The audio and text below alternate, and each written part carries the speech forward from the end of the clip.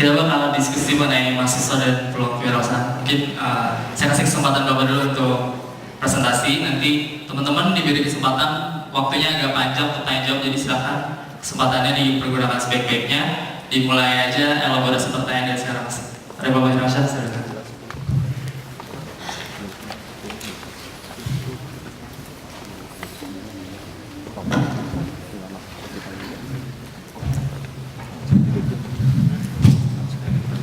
Bismillahirrahmanirrahim. Assalamualaikum warahmatullahi wabarakatuh. Salam sejahtera buat kita semua. Yang terhormat Pak Edi, yang terhormat Mas Gesa, yang terhormat Alfian, rekan saya Arno, Ican, serta rekan-rekan semua calon pengusaha besar, pemimpin masa depan bangsa. Yang insya Allah suatu hari kita akan lihat di koran, di majalah, dimanapun akan ada nama-nama besar orang-orang yang pernah hadir di sini menggantikan yang sekarang Abu Rizal Bakri, yang sekarang Arvin Panigoro, yang sekarang Ciputra. Suatu hari akan ada nama-nama lain yang kalau kita lihat sejarahnya pernah ikut di dalam sekolah pengusaha muda 30. Sangat berbahagia bisa berada di sini karena kalau buat saya pribadi tentunya tempat ini memberikan suatu kenangan yang luar biasa, karena tempat ini Aula Barat adalah pertama kali saya berada di sini, pertama kali diterima di ITB. Dulu diterimanya di sini, saya ingat sekali. Saya nggak tahu ini mungkin nggak semuanya ITB ya, ada juga dari luar ITB, tapi mohon maaf kalau sedikit sentimental buat saya. Karena dulu di sini tempat saya diterima pertama kali. Selamat datang putra putri terbaik bangsa.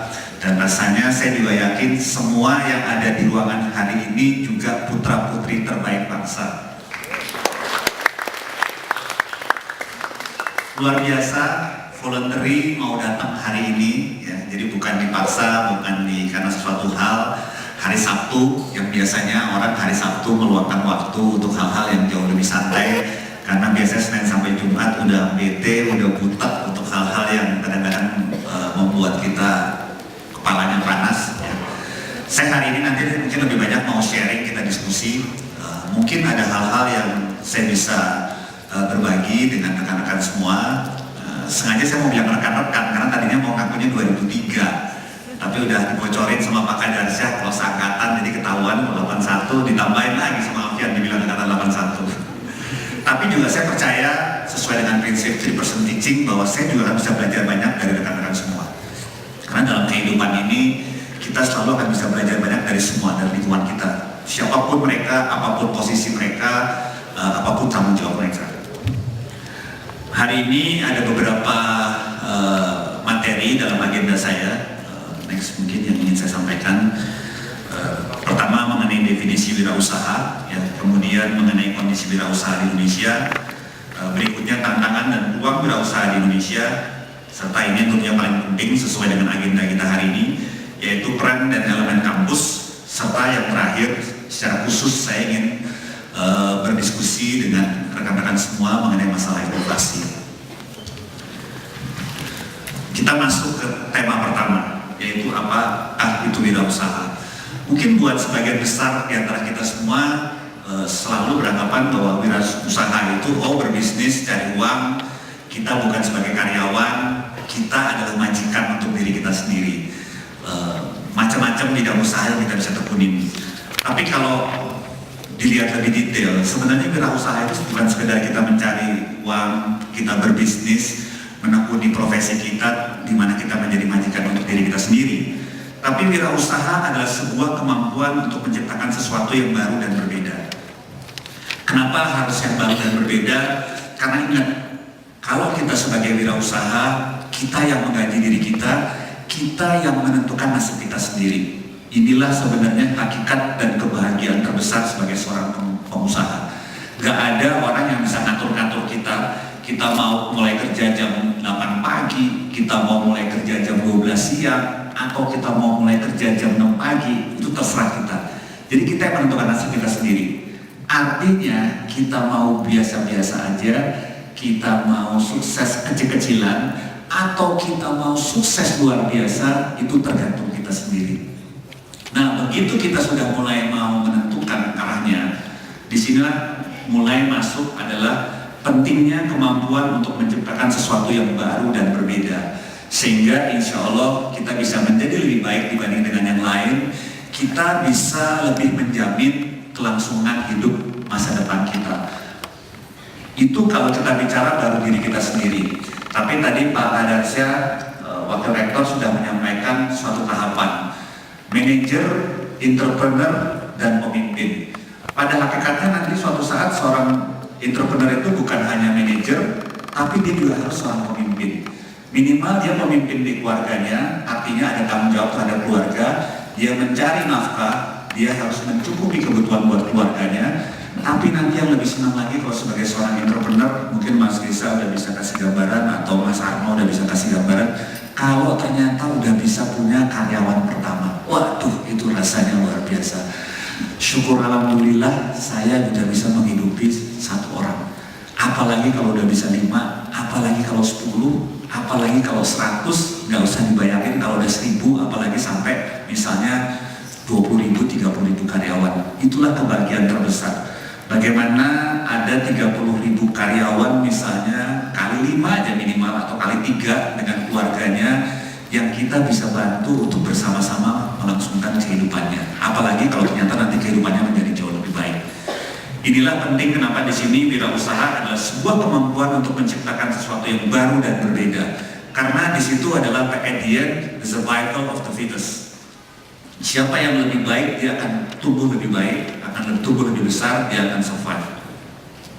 Yang berikutnya adalah kewirausahaan adalah sebuah penerapan kreativitas dan keinovasian untuk memecahkan permasalahan dan upaya memanfaatkan peluang-peluang yang dihadapi.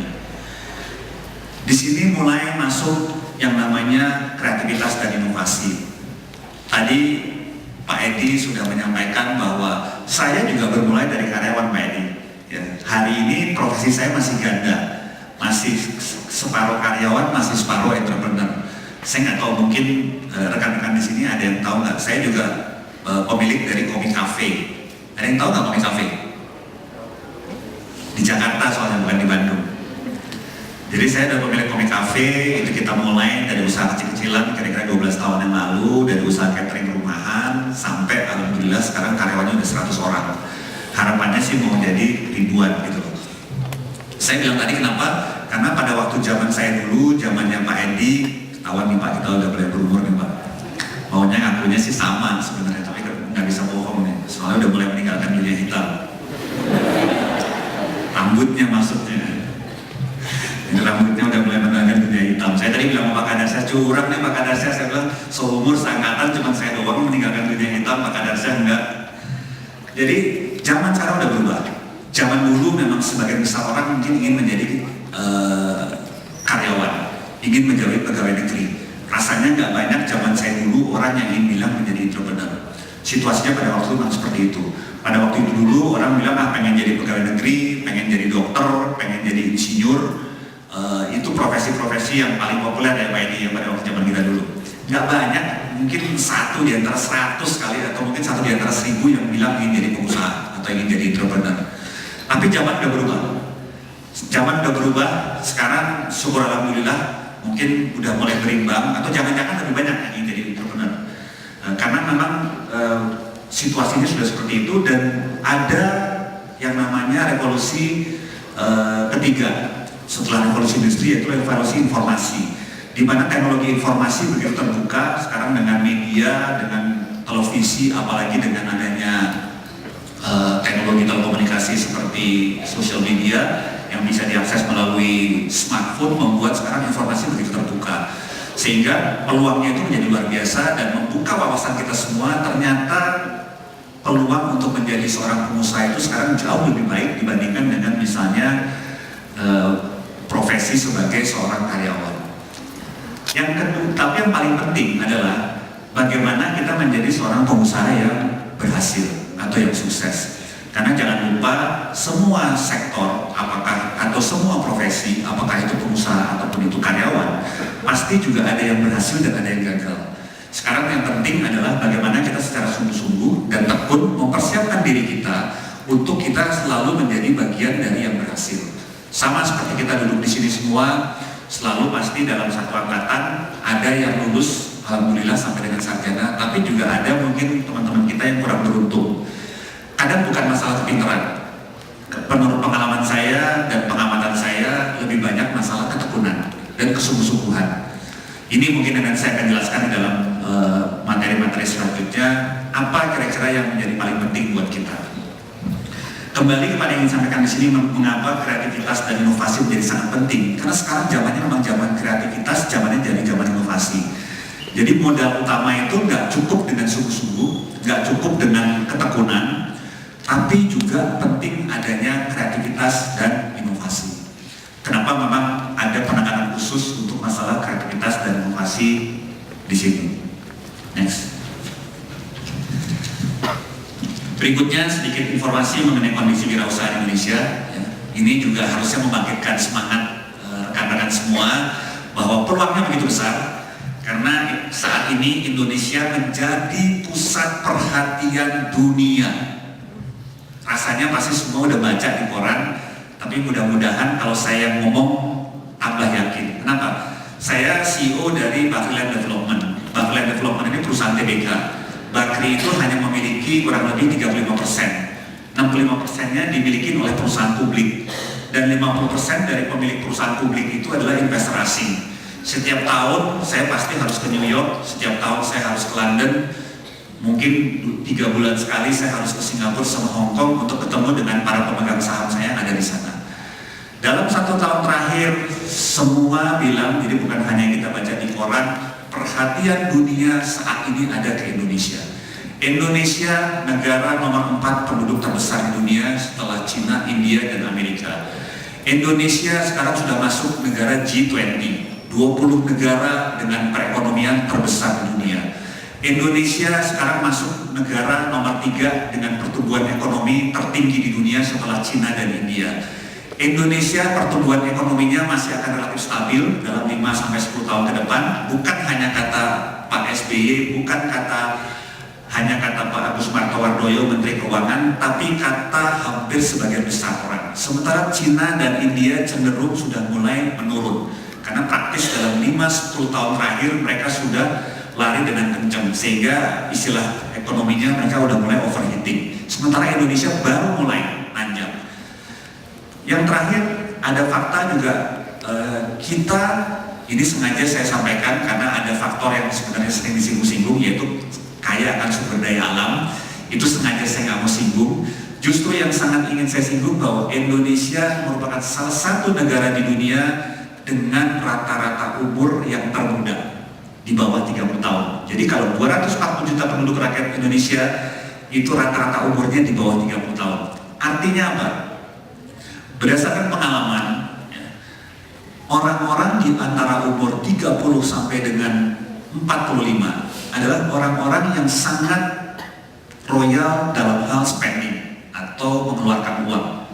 Apalagi dalam konteks Indonesia, kita baru masuk income per kapita $4.000, di mana 4.000 sampai dengan 8.000 dolar US dollar income per kapita adalah suatu tingkatan di mana semua orang itu cenderung untuk mengeluarkan uang. Karena biasanya di bawah 3.000 itu daya belinya sangat terbatas. Ibaratnya orang puasa. Ini teman-teman kalau yang muslim mungkin sering mengalami kalau kita puasa itu rasanya pas baru buka, apalagi hari pertama kedua, segala macam pengen dimakan, segala macam pengen diambil. Tapi pada kenyataannya itu cuma lapar mata, bukan lapar beneran. Nah ini sama. Orang Indonesia hari ini ibaratnya orang-orang yang baru buka puasa dan lapar mata, semua mau dibeli, semua mau diambil. Dan itu adalah suatu potensi. Itu adalah suatu potensi terlepas dari masalah pro and cons-nya. Sedihnya, tadi saya ngobrol sama Mas Edi, Pak Kadarca, dengan Mas Gesa dan teman-teman lain. Hari ini kita belum sepenuhnya menjadi tuan rumah di negara sendiri. Masih banyak sekali barang-barang yang kita gunakan sehari-hari yang itu merupakan barang impor. Jadi kalau selama ini 10 tahun ke belakang, bahkan 20 tahun ke belakang, semua orang berpikir bahwa berbisnis itu lakukan sesuatu yang berorientasi ekspor. Sebenarnya mulai 2 tahun yang lalu saya sudah bercerita kepada banyak orang, Jangan, mesti dibalik sekarang. Jangan lagi berpikir yang berorientasi ekspor. Sekarang berpikir bagaimana kita berbisnis yang sifatnya substitusi barang impor. Lihat sekeliling kita, gila ya. Batik aja impor. Gimana caranya nih supaya nggak perlu impor? Belinya sama kita aja. Gila ya. Beli buah-buahan impor. Gimana caranya jangan beli buah-buahan impor? Beli buah-buahan yang ada di sini. Gila ya, sepatu impor. Semua impor. Itu peluang sebenarnya. Nah, itu modalnya sebenarnya adalah kreativitas dan inovasi tadi. Ini yang saya ingin sampaikan di sini, bahwa rasio kewirausahaan kita juga masih kecil sekali. Ini yang sebenarnya inline juga dengan data bahwa hari ini kita masih menjadi serbuan barang impor. Tadi saya bilang bahwa saya udah sering keluar negeri segala macam. Tadi juga ada yang belum disampaikan bahwa saya juga aktif di Kadin. Saya juga aktif di RE. Kadin itu Kamar Dagang Indonesia, jadi Asosiasi Pengusaha. RE itu adalah Asosiasi Pengusaha Besar Indonesia. Jadi saya tahu persis bagaimana hari ini kita kelabakan menghadapi serbuan barang-barang impor, dan bagaimana kita kelabakan menghadapi begitu banyak pengusaha asing yang berbondong-bondong datang ke Indonesia untuk mereka bilang bahwa masa depan kita semua ada di Indonesia. Kemarin sore saya masih ketemu dengan CEO-nya Honeywell. Mungkin teman-teman masih ada yang juga tahu, salah satu perusahaan besar di Amerika. Ya, karena itu populer dengan bidang energi maupun teknologi. CEO-nya langsung datang bawa rombongan besar 8 orang, dan dia bilang bahwa kita ingin mulai berbisnis di Indonesia, kita ingin bermitra dengan Bakri karena kita yakin masa depan kita ada di Indonesia. Bayangkan kalau orang Amerika aja, negara yang merdeka tahun 1776, udah berarti hampir 400 tahun merdeka aja bilang masa depan mereka ada di Indonesia. Masa kita yang ada di sini terus kita bilang masa depan kita nggak ada di sini?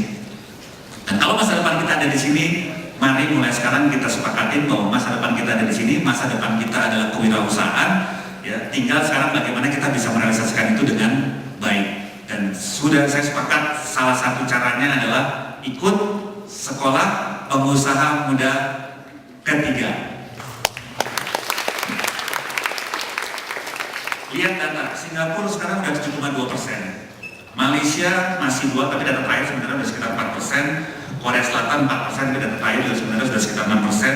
Thailand 4%, tapi sebenarnya data terakhir juga sekitar 6%. Dan Amerika sudah 11,5%. Ini cocok. Kenapa ekonomi mereka lebih baik dari kita? Kenapa ekonomi mereka lebih stabil dari mereka? Karena memang proporsi pengusaha dibandingkan dengan non pengusahanya jauh lebih besar dibandingkan dengan kita. Ini yang tentunya menjadi peluang buat kita semua, bahwa masih ada ruang yang begitu besar untuk para pengusaha muda Indonesia. Berikutnya adalah hasil kajian Lembaga Produktivitas Nasional. Ya, ini juga sama tadi, kira-kira masih kesempatan kerja dari total permintaan tenaga kerja termasuk wirausaha itu besar sekali. Ya. Jadi ini juga membangkitkan semangat kita semua bahwa insya Allah kita nggak salah ada di ruangan kita, ada di ruangan ini bersama-sama. Next. Ini berikutnya tantangan. Ya.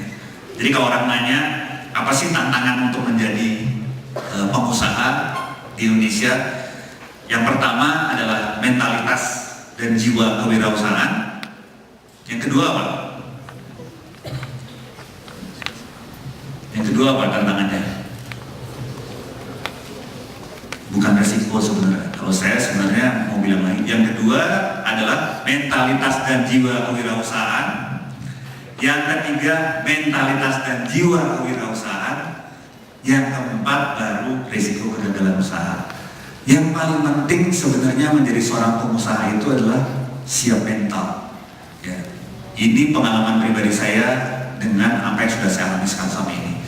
Karena yang sering terjadi, baru gagal sekali, patah semangat. Sekarang pertanyaan saya adalah, syukur alhamdulillah, insya Allah yang semua ada di sini sehat walafiat dan masih bisa berjalan dengan normal. Sekarang kalau yang syukur alhamdulillah masih punya orang tua, masih punya ibu, saya kebetulan anak yatim piatu, kedua orang tua saya sudah berada di tempat yang paling menyenangkan, ya. Insya Allah ada di surga sana. Coba tanya kepada orang tuanya pada waktu kita belajar jalan, waktu kita masih kecil, kita ada nggak di antara kita yang nggak pernah jatuh? Ada nggak kira-kira? Angkat tangan kalau di sini ada yang waktu kecil merasa waktu belajar jalan nggak pernah jatuh, nggak pernah, tangannya nggak sakit sedikit karena jatuh atau lututnya, ada nggak yang merasa yakin nggak pernah jatuh waktu belajar jalan? Tapi waktu jatuh kapok nggak untuk terus belajar jalan? Ya kapok kan? Nah kenapa itu tidak kita ulangin? Waktu kita menjadi pengusaha, kenapa baru terbentur sekali, 2 kali kita kapok? Mungkin di sini banyak yang nggak pernah gagal di ujian. Saya sih sering gagal dulu karena tukang main gitu ya. Tapi kan nggak sekali gagal terus ngambek, udah nggak mau balik ke ITT, enggak kan? Benar nggak? Kan justru makin semangat siapa? Masa gue dapat D atau dapat E, belajar lebih tekun untuk kejar nilainya, harus lulus. Insya Allah suatu hari di wisuda. Kan seperti itu, sama. Jadi kalau bicara pengusaha, nomor 1 problemnya adalah mentalitas, nomor 2 mentalitas, nomor 3 mentalitas. Yang lainnya resiko kegagalan usaha, jaringan pemasaran, persaingan usaha yang kompetitif, kebutuhan untuk terus berinovasi kreatif, dukungan dari pemerintah, akses permodalan wirausaha, seperti disampaikan oleh Pak Edi tadi, akan ketemu dengan sendirinya. Akan ketemu dengan sendirinya. Kalau saya punya prinsip yang namanya usaha itu ada 3 pilar. Kita sebagai manusia itu biasanya terdiri dari 3 hal. Body, mind, and soul bahasa kerennya. Fisik, kemudian ada nalar, kemudian ada hati atau jiwa kita. 3-tiganya dioptimalkan. Makanya saya selalu bilang optimalkan zikir, fikir, ikhtiar. Zikirnya optimal, fikirnya optimal, ikhtiarnya optimal, insya Allah hasilnya dahsyat. Niatnya baik, ikhtiarnya secara zikir, fikir, ikhtiarnya udah optimal, hasilnya pasti dahsyat. Tega nggak sih Allah sama kita kalau kita udah lakukan itu semua? Kira-kira tega nggak Allah sama kita? Untuk kita nggak dikasih hasil yang dahsyat? Jangan tega. Allah itu kan yang Tuhan itu kan yang maha baik, maha penyayang, maha pengasih. Kita aja yang pengasih atau penyayang, kalau ada orang baik sama kita gantian baik, benar nggak? Apalagi Tuhan kita. Cuman itu kuncinya. Makanya tadi saya bilang kuncinya apa? Tantangannya apa? Cuma 1, mentalitas. Tapi kalau baru sekali udah nyerah, ya Tuhan juga bilang ya. Nanti kalau sekali dapat langsung saya kasih, kabur lagi. Nanti sombong lagi. Nanti nggak ada proses pembelajaran. Nanti berpuas diri. Oke, next. Ketuanya sekarang itu Pak Sumaryanto. Beliau merupakan Deputy Manager BUMN, angkatan sipil angkatan 74. Pak Sekjennya Ibu Betty, arsitek 79. Saya sebagai salah satu ketua bidang. Kita punya 3 bidang. Ada inkubasi bisnis untuk orang yang baru memulai bisnis. Ada bisnis mentoring yang sudah berbisnis tapi ingin disupport dari aspek apapun, ya, apakah masalah pengetahuan, kompetensi, permodalan, pemasaran, dan networking pemasaran yang secara spesifik. Kita juga akan membangun yang namanya toko alumni secara virtual maupun secara nyata. Satu showcase atau tempat di mana semua alumni bisa menjual produk-produknya. Apakah itu produk yang sifatnya jasa ataupun produk yang sifatnya nyata. Next.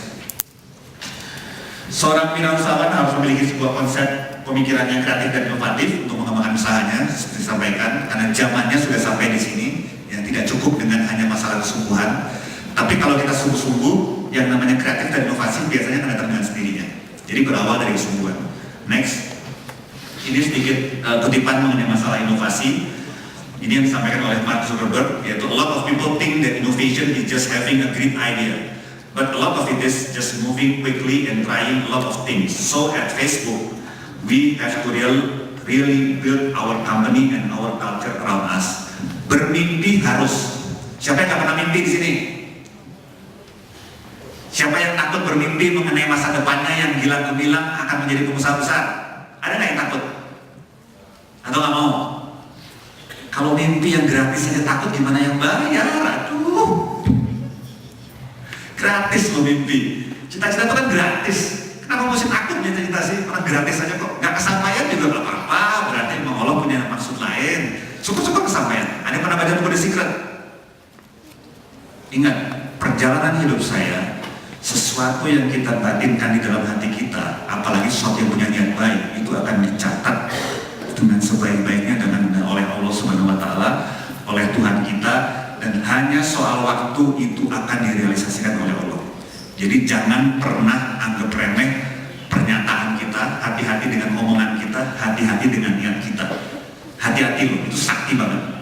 Jadi jangan sekali-sekali. Nanti kalau misalnya berkeluarga, jangan sekali-sekali mau orang berkata anak bodoh, auzubillah min dzalik. selalu bilang anak cantik, anak soleha, anak soleh, anak pandai. Itu luar biasa itu. Itu luar biasa. Itu akan dikabulkan insya Allah, hanya soal waktu. Jadi hati-hati dengan perkataan kita, hati-hati dengan niat kita. Itu semua insya Allah hanya masalah waktu akan dijabahkan. Kalau memang itu sesuatu yang memberikan manfaat. Inovasi dapat membuat sebuah keberhasilan sosial dan ekonomi dengan ditemukannya sebuah cara baru atau kombinasi baru dari cara-cara lama dalam mentransformasi input menjadi output yang menghasilkan sebuah perusahaan besar atau drastis dari Avanti Montana. Berikutnya mengenai prinsip-prinsip inovasi, yaitu ada inspirasi, ada risiko, pengembangan ide kreatif, kepemimpinan. Saya yakin juga rekan-rekan semua sudah sering baca. Berikutnya lagi ada penciptaan nilai tambah. Ini yang disebut sebagai sustainability. Ya, karena kalau enggak nanti kalau kita tidak terus berinovasi, nanti akan terjadi persis seperti misalnya Olivetti. Nah, saya lihat ada beberapa yang umurnya mungkin nggak jauh-jauh dari saya nih. Kalau yang umurnya nggak jauh-jauh dari saya, Pak Edi, mungkin tadi Pak Kadarsya pernah dengar pasti namanya Olivetti. Sekarang udah nggak ada yang tahu. Sekarang yang generasi muda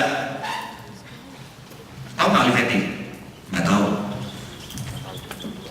Nggak tahu. Yang muda nggak ada yang tahu Olivetti. Padahal waktu zaman kita Pak Edi ya, Olivetti itu beken banget. Persis kayak Nokia. Zaman sekarang kalau orang ditanya tahu BlackBerry nggak?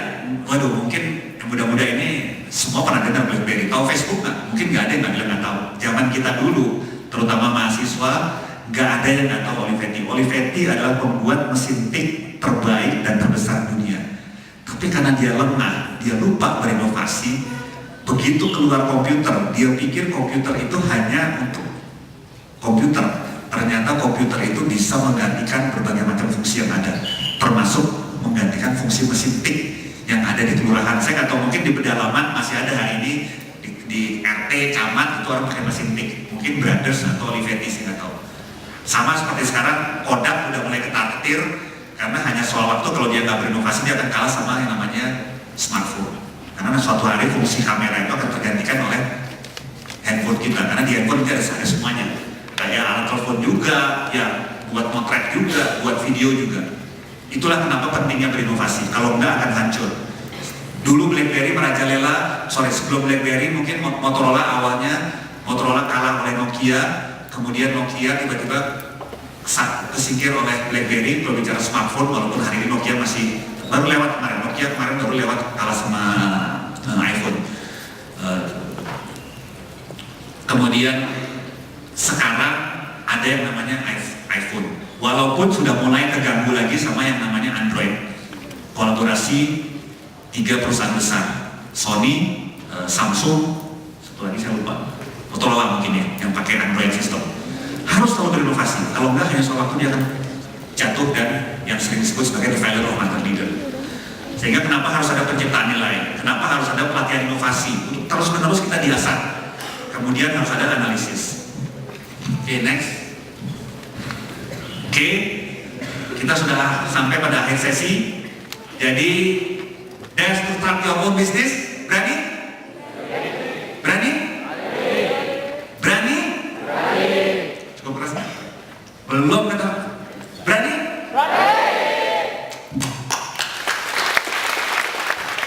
Oke, akhir kata, ini kontak number kami, ya. Ini mewakili IITB. Di sini saya sampaikan mengenai Mas Denny Andri.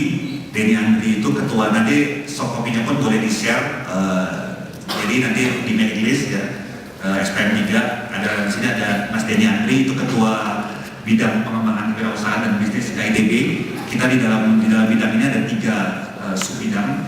Kemudian ada departemen toko merchandise, Mas Ben Wirawan, dia juga alumni IITB, tapi kebetulan hari ini nggak bisa hadir. Kemudian ada inkubasi bisnis berbasis art, science, dan teknologi. Karena memang kita di ITB kita mau memfokuskan inovasi atau bisnis yang berbasis art, science, dan teknologi. Kebetulan hadir di sini ya rekan saya Mas Arno, nama lengkapnya Riarno Haryo Wibowo, ya lulusan mesin 2003. Jadi saya dulu mau ngaku alumni sakatan sama Mas Arno tapi nggak bisa. Oke, itu terima kasih kepada rekan-rekan semua. Mungkin kita waktunya sharing, kita ngobrol-ngobrol. Saya harapkan nanti akan banyak sekali diskusi, pertanyaan, interaksi yang menarik dan insya Allah bermanfaat buat kita semua, menjadi bagian dari masa depan kita yang insya Allah jauh lebih baik dari hari ini kita semua. Memberikan manfaat buat sebanyak-banyaknya umat. Seperti doa kita selalu pada setiap kali sholat. Ya Allah, jadikan saya hamba-Mu yang memberikan manfaat sebesar-besarnya bagi sebanyak-banyaknya umat.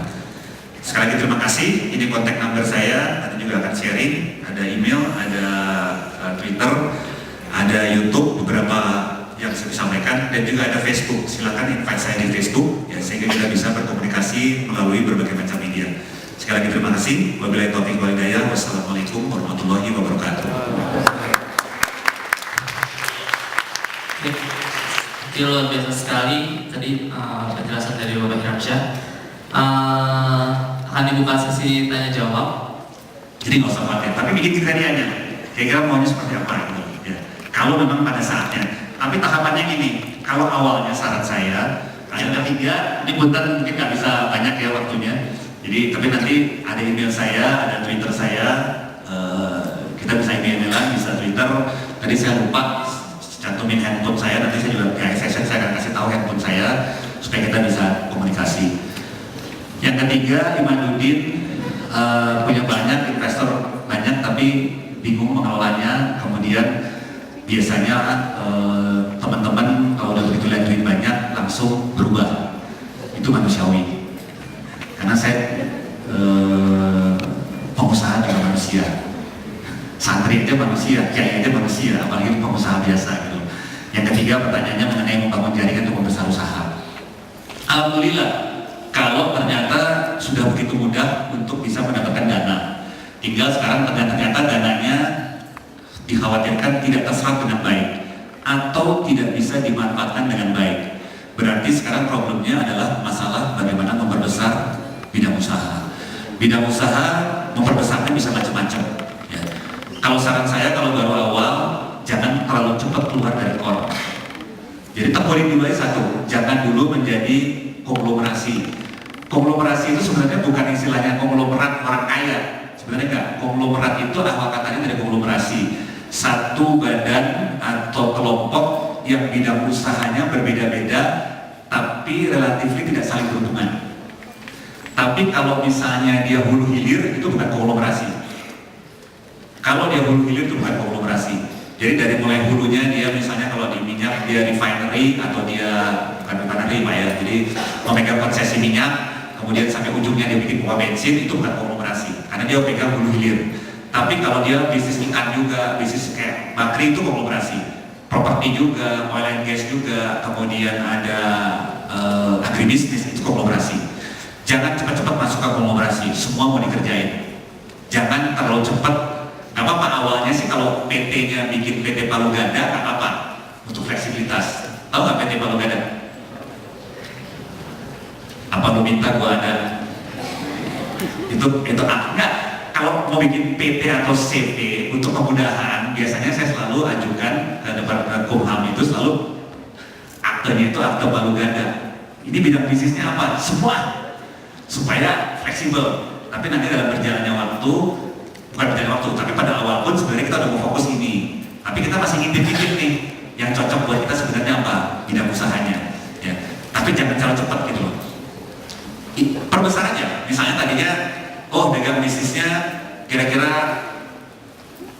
misalnya dagang kambing aja kalau gampang. Selama ini dagang kambing perputarannya misalnya 50 kambing per bulan. Saya kemarin baru ngobrol sama Pak Ridwan Sarkawi, jangan dulu ya Mas Denny ya, Pak Ridwan cerita ada yang raja kambing dari TB, siapa namanya lupa, Andri yang Fajar. Tadinya dia bukan bisnis itu, istrinya yang sebenarnya bisnis sambilan raja kambing. Kenapa? Rumahnya di seberang rumah sakit bersalin, di mana di depan rumah sakit bersalin itu pada waktu mau pintu keluar, arah keluar ya, jadi orang dari dalam mau keluar, bukan orang datang. Ada spanduk besar yang mengingatkan kalau rumah sakit bersalinnya Muslim, jangan lupa untuk mengkekahkan anak Anda. Nah, tungguin aja depan, begitu dia baru baca spanduknya, baru keluar, butuh kambing, butuh kekah, bisnis. Mau saya pusing-pusing. Itu contohnya. Itu kan niatnya memberikan kemudahan untuk orang bisa kekah dengan baik sebelum lupa, mumpung oroknya masih anget, langsung disambut depan. Punten dari 10 mungkin 1 minat, oh iya daftar buat minggu depan. Itu awalnya Andri Fajar jaga kacang kambing. Coba kolaborasi dengan orang yang punya bisnis yang sama, gitu loh. Tapi di situ jangan dengan kerja bakti, ambil porsi saham. Lu mau nggak bagian dari kelompok bisnis gue? Tapi gue ambil sahamnya 50%. Gitu. Jadi ambil orang-orang yang sudah mempunyai kompetensi dalam bidang yang sama, tapi selama ini kesulitan dalam hal aspek permodalan. Tapi dia menguasai bidang usahanya. Tapi dia kesulitan permodalan. Biasa kok dalam bisnis, karena tidak selalu, umumnya orang bilang bisnis itu sulitnya aspek permodalan. Tapi nggak selalu, terbukti kan buat Imadudin bukan masalah permodalan yang menjadi problem. Tapi aspek-aspek lainnya, bagaimana membangun usahanya menjadi lebih besar. Caranya begitu, kolaborasi kecil-kecilan. Kalau lebih berani, hire karyawan, hire orang-orang baru, lakukan institusionalisasi daripada perusahaan, rekrut karyawan, rekrut mulai orang lebih banyak gitu loh. Kira-kira itu. Membangun jaringan, memperbesar usaha bisa macam-macam. Bisa macam-macam. Ya, cara ini bisa, ya. Kemudian datang ikutan di asosiasi bisa, ya. Tinggal sekarang tergantung arahnya mau kemana.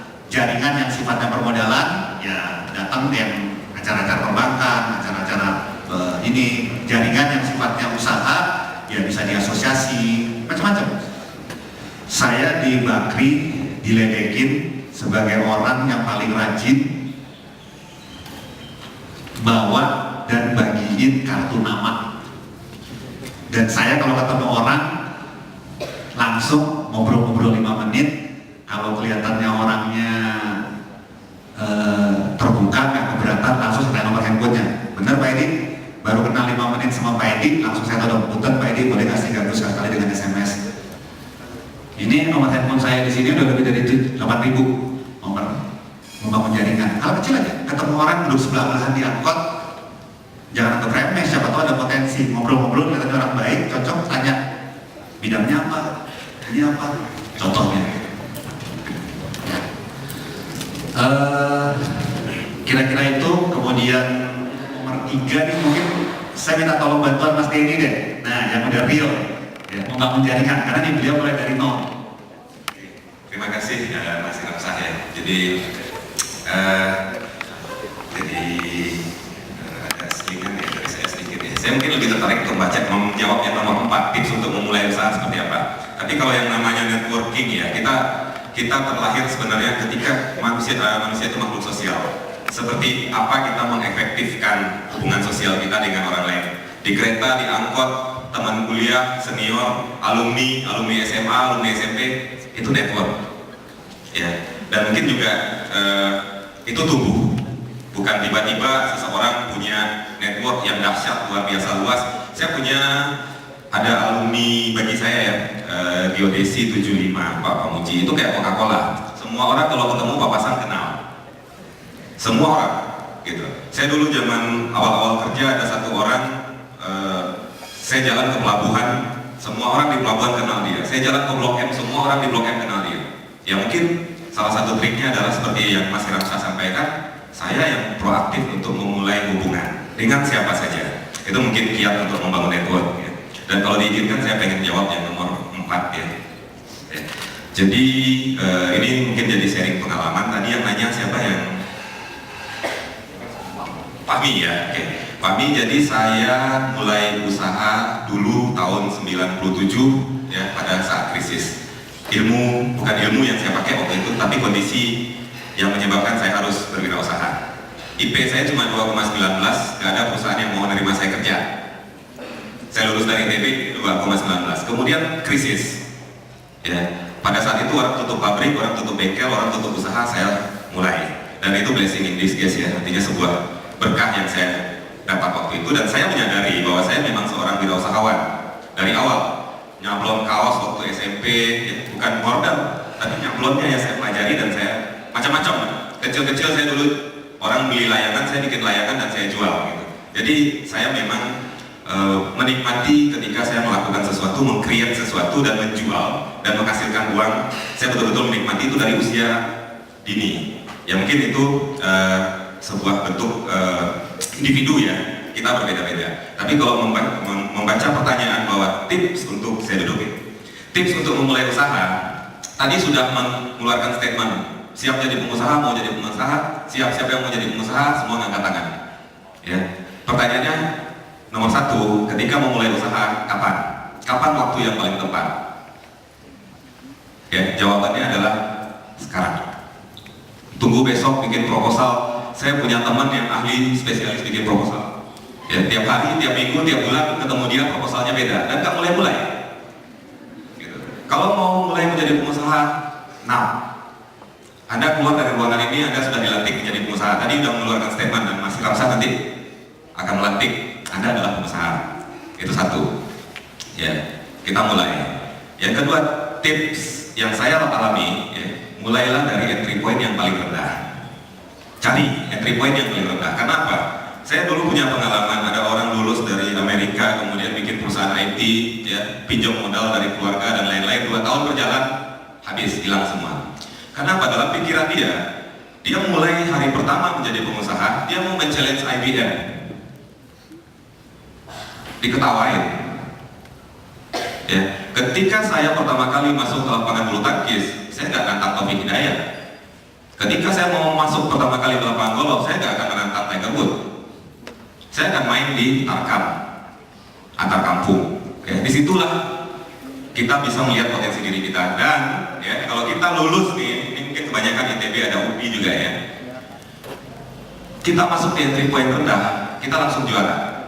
Kenapa? Karena lawan kita ada yang nggak lulus SD, ada yang cuma lulus hanya SMK atau SMP, sementara kita dengan ijazah S1 itu kita sudah terbaik ketika mulai. Jadi jangan mimpi besar ya, tapi start from small dan jaga pertumbuhan. Saya harus tumbuh. Hari ini karyawan saya 1, besok 2, tahun depan sudah harus 5, tahun berikutnya sudah harus 20. Saya mulai hanya dengan 60 juta rupiah jual mobil tahun 98, saya jual mobil untuk melengkapi modal. 12 tahun berjalan, tahun 2010 kemarin, itu sudah menjadi, equity kita sudah menjadi 60 miliar. 60 juta menjadi 60 miliar. 1000 kali dalam 12 tahun. Ya, saya mulai kecil. Tapi secara konsisten kita jaga pertumbuhan kita. Dan saya mulai dari entry point yang sangat rendah. Bengkel bubut, 1 karyawan dengan modal hanya 60 juta ya, dan tumbuh. Jadi tips, cari entry point yang rendah. Ketika mulai real estate, jangan bicara saya mau bebaskan 20 hektar, saya mau bangun ini. Ya, ini ada tanah, lokasi bagus. Ya, saya coba uang yang ada di kantong saya cukup untuk membangun sebuah rumah mungil indah. Ya, saya kira-kira dapat margin sekian. Ya. Sukses di hal kecil, Anda siap untuk sukses di hal besar. Dan kita menguji diri kita ketika kita start from small. Itu pengalaman saya. Jadi mulai sekarang ya, mulai dengan yang kecil,